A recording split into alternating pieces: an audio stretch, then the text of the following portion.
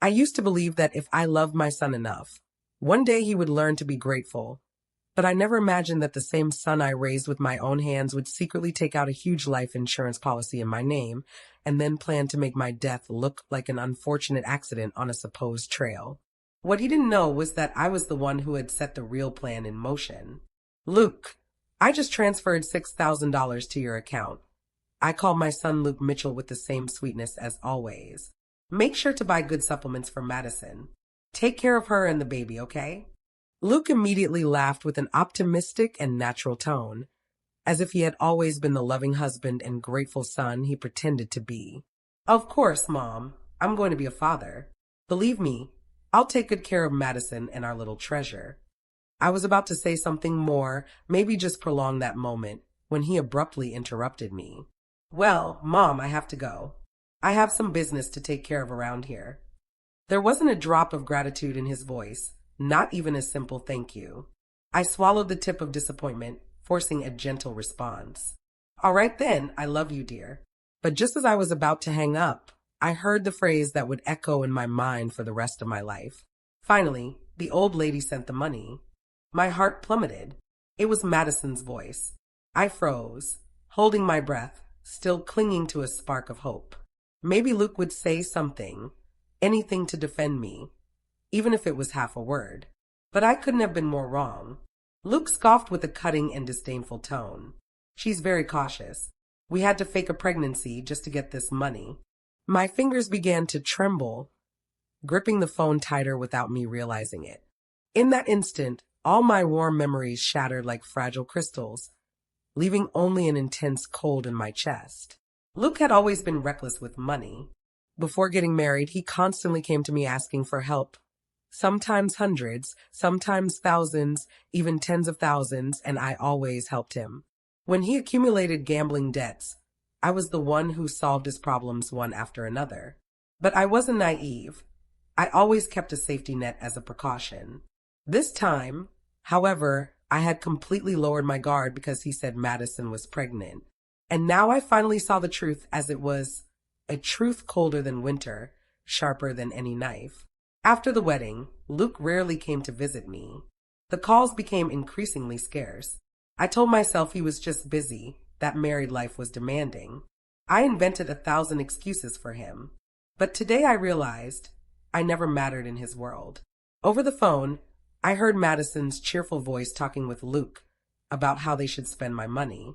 I stood paralyzed in the middle of the room with the phone still in my hand while a deep silence resonated in my ears as if the whole world was laughing at me. Only when the call finally dropped did I realize I regretted everything. But the tragic thing was that this understanding came too late. What I didn't expect was that just 2 days later, Luke would appear at my door. After so many years of living alone, the sound of someone knocking at the door was almost strange. I rubbed my eyes, walked to the door, and opened it.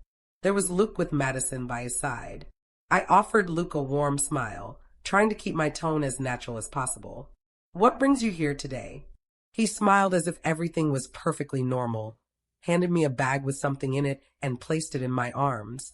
I had a day off and thought I'd stop by to see how you're doing, he said casually. I also brought some supplements. I thought they might help you stay healthy. Madison quickly intervened, displaying that polite and perfectly rehearsed smile. Helen, you have no idea. Luke talks about you all the time at home. It's just that he's been so busy that he hasn't had a chance to visit you. I looked at both of them and couldn't help but laugh internally. They were really dedicated to their performance, playing their roles to perfection. Well then, I said gently, patting Luke's arm. Just thinking of me already means a lot. When they entered the living room, Luke gestured for me to sit down. Mom, don't just stand there. Let's talk for a bit. I already had this feeling that this visit wasn't just a friendly encounter. And indeed, he scratched his head with that deliberate naturalness, glanced sideways at Madison, and said almost with indifference, so you know Madison is pregnant. The apartment where we live is very small. We were thinking maybe we could move here for a while. I didn't respond immediately, just stared at them and smiled slightly. Madison quickly intervened, letting out a soft sigh as if the idea made her sick. It's been very difficult, Helen. The place is so cramped, and now with the baby on the way, It's not healthy for me or the baby. There it was. They had been eyeing this house for a long time. The house where I live is near downtown, quiet, safe, with everything nearby. The property value had already exceeded $200,000 long ago. Luke grew up here. He knows exactly how much it's worth. I nodded slightly with a calm voice. Of course you can. Luke's eyes immediately sparkled, although something in his face indicated he wasn't completely satisfied yet. He hesitated, then insisted a little more, probing the ground. Well, since we're going to live here, maybe it makes sense to put the house in my name. That way I can take care of the taxes and maintenance, and you'll be free of that responsibility. Madison continued with a sweet, almost condescending voice. Exactly, Helen. We're family, aren't we? You've done enough. You should rest without worrying about household chores or bills. Hearing their little duet, I felt a strange sensation of detachment, even amusement. There was a time when I would agonize over every request from Luke, sacrificing everything for him. But now he acted as if everything I owned was his by right, as if it was enough to say, "You're my mother," for me to give in and hand over the world. This time, however, there wasn't the slightest wave in my heart. "Sure," I said softly. Luke was paralyzed for an instant. Madison's expression changed with surprise shining in her eyes, as if they didn't expect it to be so easy. I kept my lips pressed together, still smiling as I stared at them. "Continue with your little show. I'm curious to see how far you think you can go." Since I accepted that Luke and Madison would move in with me, the atmosphere in the house changed, subtly but unmistakably. On their second day here, Madison was eager to snuggle up next to me on the sofa with that sweet, well-rehearsed smile. "Helen," she said gently, "how is the transfer going?" I looked at her and sighed softly. "It still takes a few days. The process is a bit more complicated than I expected." Her smile hardened for an instant, but she quickly recovered with a carefree laugh. "That's okay. We're not in a hurry. We'll wait." Of course they would wait. They had no other choice. Until the process was complete, the house was still legally mine. From that day on, their behavior transformed into something disturbingly wholesome. Madison began waking up early to prepare my breakfast. Luke, who hadn't lifted a finger in years, suddenly offered to clean the kitchen. Every word, every gesture was imbued with rehearsed sweetness, the perfect portrait of a caring daughter-in-law and an attentive son. But I knew it wasn't like that. Everything was an act. They were just waiting for the right moment. Luke was never the type to serve anyone. As a child, he treated me like a maid, expecting meals and favors as if they were his birthright. As an adult, he barely bothered to call me, much less show any affection. And now suddenly he was cleaning my dining table. What a joke. I had dedicated my life to raising him, sacrificed everything for his future, and in return, he saw me as nothing more than a gold mine to be exploited. That night I couldn't sleep. I tossed in bed, tormented by a question that wouldn't leave me. Was I being too cold, too cruel? But if I were really cold, would I have forgiven so many times? Would I have bent over backwards to give him chance after chance? I kept hoping he would change, believing that somehow sincere maternal love could heal everything. And just when I was wondering if I had distanced myself too much, I heard whispers coming from the living room. I'm not one to eavesdrop, but at that moment something compelled me to move slowly and carefully to the door. I pressed my ear to the wood, and what I heard became a memory I could never erase. As soon as we ran out the house, Luke said in a low, cold voice, "We're going to kick her out." I froze. Madison giggled, barely containing her excitement. "Exactly, and by then all her inheritance will already be ours anyway." Luke scoffed. "My mother means nothing to me. She's just dead weight now. Now that I have you, why do I need her?" A chill ran down my spine. This was the boy I loved with everything I had. I kept our home together, raised him, watched him grow, pulled him out of all problems, all debts. And now, in his eyes, I was nothing more than a burden. What did I do so wrong? What did I do to create such an ungrateful and cruel man?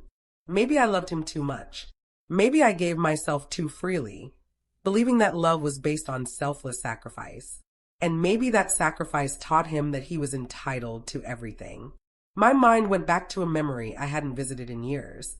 Luke was still in college, the first time he got involved with gambling. He accumulated tens of thousands of dollars in debt before I realized it. When the loan sharks knocked on his door, I realized how far he had fallen. He knelt at my feet, sobbing, begging me to save him, swearing he would never gamble again. And I believed him too easily. I cut off his bank accounts, locked him in the house, hoping he would finally see the damage he was causing. But instead, he became enraged. He broke things, kicked doors, and shouted threats. "If you keep this up, I'll kill myself," he screamed. Even so, I couldn't give up on him. I wanted with all my strength to believe there was hope. Until one day I brought him a plate of hot soup. He snatched it from my hand and threw it in my face. The boiling liquid burned my arm, leaving it red and raw. He stood there, furious. "How long do you plan to torture me?" I remember kneeling there in silence, cleaning up the broken bowl and spilled soup while my skin formed blisters, without saying anything. Was it wrong to rescue him, to give him another chance? Or was my real mistake believing that someone so emotionally empty could learn to love? Now, on the surface, his life seemed more organized than ever. But he had just become colder, more calculating, more greedy. In his eyes, I was no longer worth anything. That night, I finally cried myself to sleep. What I didn't know was that something even crueler awaited me around the corner. The morning light filtered through the blinds, casting gentle rays across the room as I slowly opened my eyes. Out of habit, I turned toward the edge of the bed. The rug beside it was empty. There was no sign of the old companion who snuggled at my feet every morning and woke me with his wet nose. A tight knot formed in my chest. I got up, threw the blanket aside, and looked instinctively toward the bedroom doors. "Buddy, where are you, dear?" I clapped my hands and walked to the door, scanning the room. I looked near the sofa, under the dining table, by the stairs. Nothing. I went to the kitchen. His water bowl next to the refrigerator was still full, which meant he had been home the night before. But his food plate was empty. A wave of uneasiness began to grow in my chest. "Buddy," I called again, louder as I walked to the back door. I entered the yard. The freshly cut grass gleamed with dew. The morning air smelled of earth, but I couldn't enjoy it. "Buddy, come here." "This isn't funny." My voice echoed in the silence, but only the birds singing responded. My fingers went cold. That persistent anxiety transformed into something darker, fear. I ran back inside and searched every room. I looked behind the sofa, under the bed, in the closets, behind the bathroom doors. Nothing. Finally, I reached his empty bed, that little corner once cluttered with old blankets, chew toys, and his favorite squeaky ball. Now it was spotless, as if no dog had ever lived there. That's when I understood. He hadn't run away. He had been taken. A chill ran down my spine like a knife sliding along it. I turned and entered the living room. Luke and Madison were sitting at the dining table having breakfast without a care in the world. Madison was dragging her well-manicured nails against the plate, producing an irritating sound. I paused, trying to keep my voice steady. "Luke, Madison, did either of you see Buddy?" Luke didn't even look up. He bit a piece of bacon and waved his hand indifferently. "Oh, the dog? I took him out this morning and left him somewhere." A deafening roar exploded in my mind, as if my entire body had been emptied all at once. "What?" My voice came out broken. I dug my nails into my palms as I struggled to maintain control. Luke finally looked up, chewing his food with indifferent laziness. "It's just an old dog, always getting in the way. I thought the house would be much quieter without him." My ears were buzzing. My stomach contracted as if I had been punched. "You have no idea what he meant to me," I said with a trembling voice and pale, shaking fingers. He shrugged, completely unperturbed. "Come on, Mom, don't be so dramatic. You're 60 years old. What do you need a dog for?" He was 12 years old, and who knows how much money that animal cost. "I did you a favor. Now you don't have to deal with that anymore."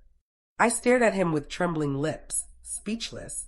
Madison put down her fork, wiped her mouth with a napkin, and said casually, "Actually, Helen, you should thank Luke. He made the right decision for you." I didn't respond. I stood there frozen, my eyes fixed on the coffee table. There was an old, faded photo there. In it, I was sitting on the sofa holding 1-year-old Buddy, smiling with a warmth I still remembered vividly. That dog had been my comfort, my companion, my only constant. And now they had taken him from me without a drop of remorse. The morning sun came through the windows, but I had never felt so cold. It was as if my heart had finally collapsed, falling into a void so dark and deep that I couldn't even find the bottom. Luke had hurt me before, and I swallowed the pain. I accepted that I had raised an ungrateful and selfish man. But I never thought the final blow, what would finally break me, would come because of a dog. At that moment, I understood with painful clarity. It was time to end this farce of a mother-son bond once and for all. When I walked away from the dining table, Luke and Madison still showed no signs of remorse. On the contrary, they seemed to believe their behavior was perfectly justified. I spent the entire afternoon sitting quietly in my room, while my heart slowly returned to a state of disturbing calm.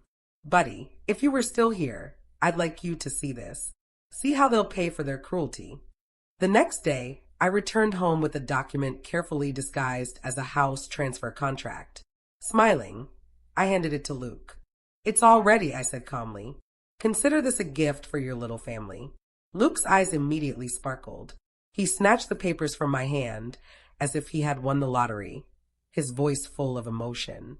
The noise made Madison come downstairs, her face radiant with barely disguised delight. She leaned over to look at the document quickly, with a smile that widened every second. But when she reached the last page, her expression changed slightly. Her eyes narrowed and a flash of suspicion passed through them. Then she threw herself on the sofa, crossed her legs, and adopted the posture of a woman in total control. Well, I suppose this house is ours now. So when are you moving out? As expected, I blinked with feigned surprise. Move out? Where would I go? Madison shrugged with a voice colder than ever, discarding any pretense of family obligation. That's your problem, not ours. We're not responsible for where you live. I turned to Luke with calculated pleading in my eyes. I really have nowhere to go. Couldn't I stay here for a while? He looked away, avoiding my eyes. There are plenty of rentals out there. Find a place. But I couldn't leave yet, not until everything was in place. I gently took his arm, my voice soft and restrained. I took such good care of you here. I can keep cooking, cleaning. I won't be any trouble. Madison frowned, clearly weighing the pros and cons, and nodded with indifference. Fine, let her stay for now. At least she's useful. At that moment, she already saw herself as the owner of the house. Luke, seeing her agree, didn't bother to argue. Yeah, whatever. Stay. I lowered my head, hiding the smile forming at the corners of my lips. The more relaxed they were, the easier it would be to expose them. The truth was, I had discovered them long ago, since the wedding preparations, when Luke spent every last cent of mine to meet Madison's extravagant demands. The expensive ceremony, the luxury car, the apartment down payment, I paid for everything. And now here I was, in my own house, playing the role of an unpaid housekeeper. From that day on, Madison no longer hid her sense of entitlement. Bring me water, she shouted one afternoon, slapping her palm on the table as if calling a servant. Seriously, you're getting worse at this. I forced a strained smile and brought the water. She took a sip and immediately spat it out, splashing in the process. Are you trying to burn me and the baby alive? The rage that invaded me almost destroyed my composure, but I managed a slight smile. Sorry, I'll get another one. She clicked her tongue irritably and dismissed me with a gesture. Forget it. Go to the market. Prepare something decent for dinner. I nodded, took the shopping bags, and left through the door. But the moment I crossed that threshold, a plan had already formed in my mind. I drove to the store, calmly selecting ingredients while assembling my version of a revenge menu. No, it wouldn't be cheap tricks like greasy fast food or sugary desserts. That was too obvious, too easy to trace. I would offer something much more subtle, much more effective. I fill my cart with comfort foods, caloric, addictive, and deceptively indulgent dishes. Creamy mashed potatoes, buttered toast, cheese gratinated pasta, duck confit, sweet pumpkin soup, and of course, all the processed meats and sodium-rich sauces they loved. Everything seemed comforting, nutritious, but would gradually overload them, numb their minds, and dull their bodies. That night, I prepared a complete banquet. Luke devoured the cheese stews and risotto like a starving animal, laughing between bites. "Mom, you're cooking better than ever." Madison took a sip of the creamy, fatty pumpkin soup I had specially prepared, with a satisfied smile on her face. It seems like keeping her here was a smart decision after all. "Eat as much as you want," I said sweetly, serving more food. "It looks like you've lost some weight lately." I watched as they stuffed themselves, suppressing the dark smile growing in my chest. They didn't see the trap slowly closing around them, nor the fatigue that would soon appear, nor the fog that would begin to cloud their judgment. And I just kept cooking. The next day, I followed the same pattern. Meal after meal. The more they ate, the calmer I felt. Each bite brought me one step closer. But just when everything seemed to be taking shape, something made my plan veer off course. While tidying the living room, I happened to glance at Luke's laptop open on the sofa. The next second, my blood turned to ice. He must have forgotten to close it. The screen was still lit, stopped on a browser window. I had no intention of snooping, but the words on the screen paralyzed me. How to hire high-value life insurance for an elderly family member. Common methods of disappearance without being detected. How to reassign the beneficiary of a trust after death. I read only a few lines before a chill ran down my spine, settling like ice in my back. At that moment, I knew with absolute certainty. My life had been reduced to a simple sum of money, a target with a payout. Maybe it was fate, maybe pure luck, but that accidental glance may have saved my life. Without hesitation, I grabbed my coat and went straight to the insurance company. Sitting in the reception, I tried to keep my voice steady. "Hello, I'd like to know if someone has taken out a policy in my name." The employee typed for a few moments and opened a file. "Yes, Mrs. Mitchell. There is indeed a high-value life insurance policy registered in your name. Premium category. To be exact, one of the most expensive plans we offer." I took the document with trembling fingers, feeling my hands go cold. I didn't need more proof. I knew exactly what Luke and Madison were planning. For them, I wasn't family. I was a payout waiting to be collected. When I returned home, they were relaxed on the sofa, waiting for me as if nothing had happened. Luke surprisingly got up to greet me, even took my purse with that familiar false warmth. "Hi, Mom. You must be exhausted from running around today." He always acted like a dutiful son when he needed something. I kept my expression impassive as I sat down. "What's all this about?" Luke scratched his head, trying to look unconcerned. "I was thinking maybe we could take you to Yellowstone National Park tomorrow. Walk some trails, get some fresh air, change of scenery." Madison immediately intervened, placing a gentle hand on my back, her voice full of contrition. "I've been in such a bad mood lately, yelling at you for no reason. I'm sorry, Helen. I thought it would be good for us to go out together." I laughed inside at their performance. If I hadn't discovered the plan, I might have believed this little farce of affection. But I smiled and nodded. "Sure, sounds good. I'll go." Both were momentarily stunned at how easily I accepted. Madison was the first to recover, smiling quickly and accompanying me to my room. "Great. Then you'd better pack your things. We're leaving early." I didn't respond, just went to my room and locked the door. Sitting on the edge of the bed, I looked at the empty backpack. My hands slowly curved into fists. I already knew what they intended to do. But what they didn't know was that I had started planning long before them. It wasn't just them waiting for tomorrow, I was too. Only the ending wouldn't be what they imagined. After breakfast, we left. I sat calmly in the passenger seat of Luke's car, watching the scenery become increasingly desolate as we left the city behind. The further we went, the calmer my heart became, an almost sinister calm. They chose a remote state park on the outskirts of the city. I had heard of it before. Every year, hikers mysteriously disappeared or accidentally fell from the cliffs. Dangerous terrain, unmonitored trails. The place had a bad reputation among locals. Luke knew exactly what kind of place this was. That's exactly why he chose it. And so did I. We're here. Luke said, stopping near the base of the mountain. As I got out, a strong chill ran down my spine despite the daylight. Madison immediately put her arm through mine with an excessively cheerful voice. Helen, what are you doing distracted? Come on, don't spoil the mood. I returned a warm smile. Of course. Today we came to relax, didn't we? We began climbing the steep trail, going higher and higher until the sun tinged the sky a bright red. When we finally stopped to rest near a lookout, we were just steps from the top. Luke pointed to a large rock. Mom, sit there. Breathe a little. He reached into his backpack, pulled out a drink, and handed it to me. It's an electrolyte drink. I thought it might help you recharge your energy. I took the bottle with a gesture of gratitude and brought it to my lips, just enough to seem like I was drinking. I didn't swallow a drop. As I lowered the bottle, I saw a fleeting look between Luke and Madison.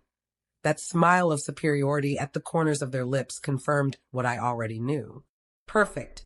I took 2 energy bars from my backpack and offered them to them. You two should also eat something. It was a long climb. They took the bars enthusiastically, tearing open the packages without thinking twice. So eager they didn't even notice the slight tear marks I had carefully hidden. I sat calmly on the rock, pretending to rest. Then I let my body relax and threw myself on the ground at just the right time. I heard Madison's delighted laugh. She drank it. It was too easy. Luke's voice came next, colder than ever. Sorry, Mom, but I need the insurance money. I felt them start to drag me toward the edge, probably aiming for a place off the trail where no one would easily find a body. I counted silently in my mind. 3, 2, 1. Then a sudden noise. 2 heavy thuds on the ground behind me. I opened my eyes and slowly got up. They were lying unconscious on the ground. Look at that, I said with a cold, cutting voice. I never drank that sports drink. I just pretended. The real trick was in the energy bars, mixed with the same sedatives you'd been hiding at home for the last few days. I found your hiding place and secretly armed myself with a trap. You're too naive. I cast one last cold look at them, then put my backpack on my shoulder and began descending the mountain. At night, the temperature dropped drastically. Wild animals usually roam these trails. If they didn't find their way back before nightfall, well, that would be the lesson they would learn. I let them taste for once what true survival is. As I descended step by step, I began humming to myself. Suddenly I heard weak, broken cries for help. I stopped short, turned toward the sound, and carefully advanced through the vegetation. There among the woods was a man, his leg clearly injured, his face pale, and his eyes glazed with pain. He seemed to be about my age. His voice trembled. Can you call for help? I didn't hesitate. I called emergency services and stayed by his side until the ambulance arrived. At the hospital, I sat calmly in the waiting room while they took him to the emergency room. Some time later, the doctor came out. He'll be fine. He's out of danger. When he finally regained consciousness, I heard his name clearly for the first time. Thank you, he said in a low voice. I'm Leonard Williams, CEO of Williams Group. My heart jumped. Williams Group, the same company that Luke's firm was desperately trying to get investments from. How interesting. Destiny never forgets its moment. I never mentioned the connection between Leonard and Luke. You saved my life, Leonard said from the hospital bed. Still weak, but squeezing my hand with surprising strength. If you need anything at all, just ask. I'll do what I can. I smiled sweetly and patted the back of his hand. Being here and doing the right thing doesn't always require a reward. I spoke sincerely but preferred to keep this unexpected encounter to myself, a silent turn of fate that I chose to keep secret. As I got up to leave, I saw that the hallway to his room was already full. Executives, assistants, friends, all rushing to see how he was. Even lying in that hospital bed, Leonard had the serene authority of a man accustomed to commanding a room. He wasn't just a patient, he was someone important. And for the first time in a long time, I felt something in my chest loosen, a weight lift. I didn't know if Luke and Madison had returned safe and sound from the mountain, but curiously, I wasn't in a hurry to find out. Luke probably never imagined, not for a second, that his frail, elderly mother was actually a longtime member of a local mountaineering club, trained in wilderness first aid, and in better physical shape than most people half his age. That night I slept like a baby. When I woke up the next morning, sunlight poured gently over my pillow. The clock read 10 o'clock. I picked up the phone and dialed with a trembling, breathless voice. Hello, please, you have to help me. My son and daughter-in-law went hiking at Eagle's Peak yesterday and didn't come back. I'm very worried. Please find them. The operator's voice became serious immediately. Ma'am, stay calm. We'll send a search team immediately. 5 hours later, I received the call. We found them. I was slow to arrive at the hospital. When I opened the door to their room, I found Luke and Madison lying in their beds, pale and haggard like a pair of Soap Street cats. Luke turned his head weakly. Mom, where have you been? I blinked innocently, keeping my voice gentle. I'm not sure. I just remember waking up in a hospital room. I lifted my pant leg, revealing a well-placed bandage on my ankle. The doctor said it was just a mild sprain. Madison choked, still with labored breathing. We suddenly fainted. It doesn't make sense. I interrupted quickly with a look of surprise and pain. What are you saying? Why would I do something like that? I love you both. I was very worried. Luke frowned as if trying to put together the pieces of the puzzle, but said nothing. Forget it, he finally murmured, falling back on the pillow, defeated. During their hospitalization, Madison wasted no time returning to being herself. Today I feel like Boston lobster, she said one day. The next, I want abalone soup. I need to nourish myself. Before, I would have gently reminded her to eat light. Now I just smiled, nodded, and went to the kitchen. I prepared everything exactly as she wanted and added rich chicken soup every day without skipping any portion. She drank it with satisfaction, and I watched calmly, satisfied. On the day they were discharged, I knew this farce had reached the final act. Luke returned to his company radiant with hope, but security barred him at the entrance. I work here. Why can't I enter? He asked. The guard didn't even move. The system is correct. You've been fired. Luke froze. He sent frantic messages to company executives, only to receive a short response. You have been terminated. The company no longer needs your services. The blow hit him like a brick to the chest. He came home stunned, collapsed on the sofa with sunken eyes. I looked at him with indifference. Tough day? You look upset. He pressed his lips together, fists clenched, until unable to contain himself, he exploded. Am I so useless? Why would they fire me? I approached and gently patted his head. Don't be discouraged. I have money. I'll take care of you both. You don't need to stress about work anymore. Actually, why don't I send you on vacation to relax a bit? What do you think? He looked up, surprised by the offer, with a flash of hesitation in his eyes, but then nodded. Yes, maybe it's not so bad. Of course he would say that. I knew him too well. He never refused anything that seemed like an easy benefit. Madison intervened enthusiastically. Vacation sounds perfect. We need a break. And so I booked a 7-day trip to Hawaii. They had no idea this was my last gift to them, a final act of silent, calculated kindness. As for me, I was already turning the page to a new chapter. Leonard's business card was stored in my drawer, waiting. He called me a few days after the hospital, asking to see me again. I still owe you dinner, he said warmly. Not just to thank you. I really want to see you again. I ran my fingers over the raised letters on the card, feeling a softness in my heart I hadn't felt in years. Maybe, just maybe, my real life was just beginning. The first thing Luke did when he arrived in Hawaii was send me a message asking for money for the trip. I transferred the funds without hesitation and even added with a smile, "If it's not enough, let me know." That phrase completely unleashed their spending. From a few thousand to tens of thousands, luxury restaurants to designer boutiques. They indulged without restrictions, and each time I sent the money generously. Meanwhile, back home, I began cleaning them out piece by piece. I hired a moving company, packed everything they had, clothes, junk, anything with their smell, and sent it to the community donation center. Everything that had any value, I donated to charity. I left nothing. Then I changed the locks.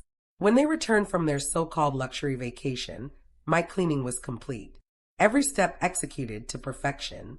As soon as they landed, I sent the final blow, a detailed invoice of everything they had spent on the trip. Every item, every dollar clearly marked, debtor, Luke Mitchell.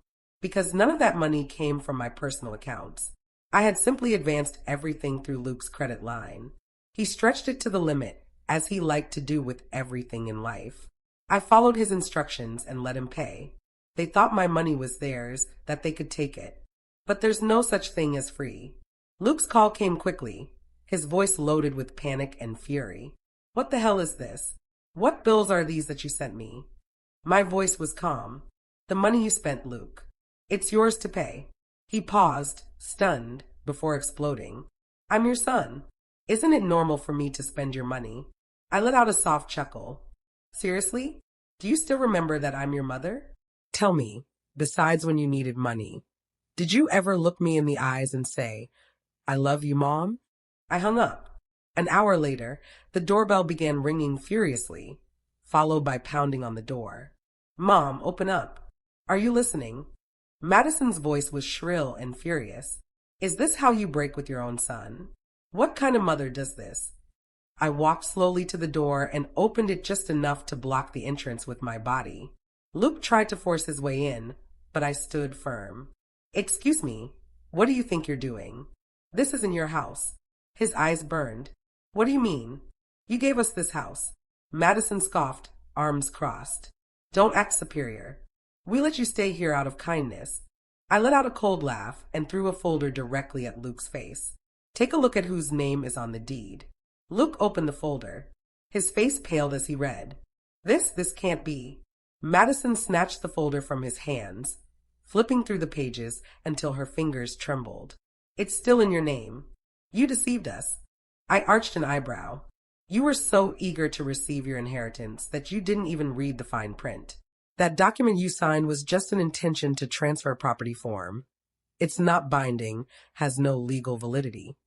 Madison's face went white. Why? Why did you give us a fake contract? I smiled slightly.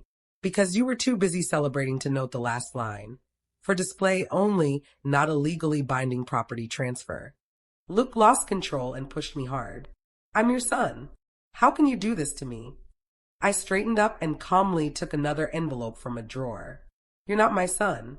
He was paralyzed, his face completely colorless. I handed him the envelope. This is the paternity test report.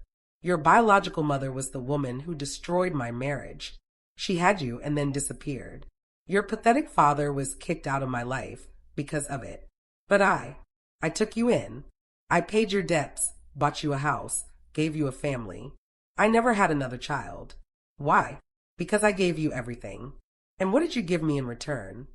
Luke collapsed on the floor as if his spine had broken, murmuring low, No, you're lying.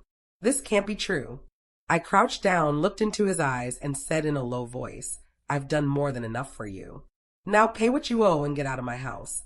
I turned to Madison. Oh, and that drink on the mountain? I never touched it.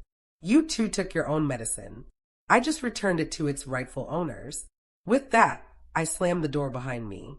From outside, Luke's sobs broke the silence, deep, broken, the sound of someone who had finally awakened too late. I was finally at the threshold of my own life, and I didn't look back. All my life, I believed I had been a good mother.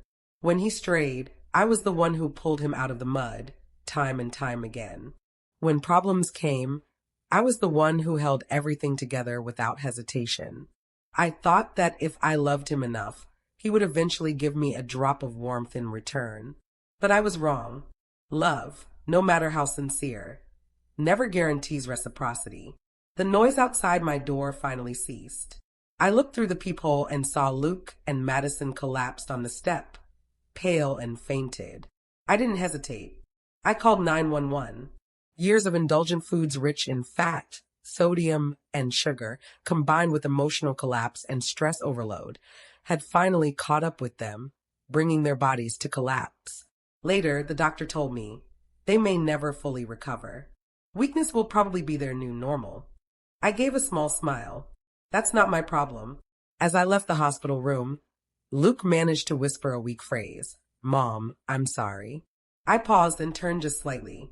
You're right, I said in a low voice. You should apologize for being an ungrateful parasite. I turned and left. Behind me, I heard the sharp beep of the monitor. A group of nurses rushed into the room. I stood outside, watching the chaos unfold behind the glass. I was nothing more than an observer of a story to which I no longer belonged. Maybe I never really had what people call family. My phone rang. A familiar name lit up the screen. Where are you? I'll come pick you up. The moment I heard Leonard's voice, something in my chest that had been tight and painful for so long finally softened. I took a deep breath, wiped the remnants of emotion from the corner of my eye, and walked to the hospital entrance. Soon a dark sedan stopped silently in front of me. I raised my hand and smiled. How long, Leonard? He returned the smile from behind the wheel. Too long. Don't you think it's time we finally take this seriously? I didn't respond immediately, just opened the door and sat in the passenger seat. Leonard was the type of man who radiated calm when you were near him. Nothing loud or authoritarian. He never tried to be the center of my life, but he was always the one who illuminated me when I felt most lost. In the days that followed, I began to get used to his presence. He took me to book clubs in small towns and encouraged me to sign up for a pottery class at the local arts center. We walked together in the morning and cooked in the afternoon. He listened to me talk about Buddy and let me share my darkest memories when they surfaced. I began redecorating the house, bringing lightness and joy. The kitchen, which had once been a battlefield of obligations, became a place of peace where I now cooked only for myself. In the yard, I planted an herb garden. Mint, rosemary, basil grew under the sun, just like my spirit. Leonard never made big promises, never spoke of eternity. He simply stayed quietly, firmly, living beside me, not for me. Sometimes we sat on the porch with a cup of tea in hand, and he would gently hold my fingers and say, Helen, you finally stopped living for others. I would smile and nod. Yes, I'm finally living for myself. One afternoon, I received an anonymous package. Inside were internal documents, executive-level personnel changes at Williams Group. Luke's name had been completely erased from all project files. I didn't ask who sent it. I already knew.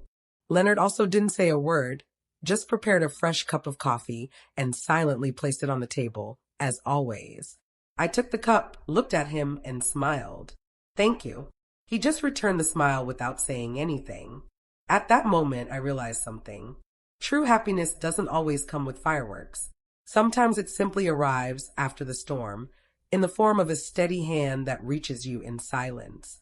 60 years of life, and I was finally no longer trapped between the walls of a broken relationship. As for what comes next, I don't know if my twilight years will be read as a romantic fairy tale. But what I know is that I'm now writing my own story. That night we sat together in the yard, listening to old vinyl records while the sun slowly set behind the trees. Helen, Leonard asked gently, do you think you'll ever fall in love again? I turned to him, my eyes calm and sure. Maybe I already have. If you enjoyed this story, show your support by liking this video and subscribing to the channel to receive more stories like this. Let's meet in the comments section. Until the next story,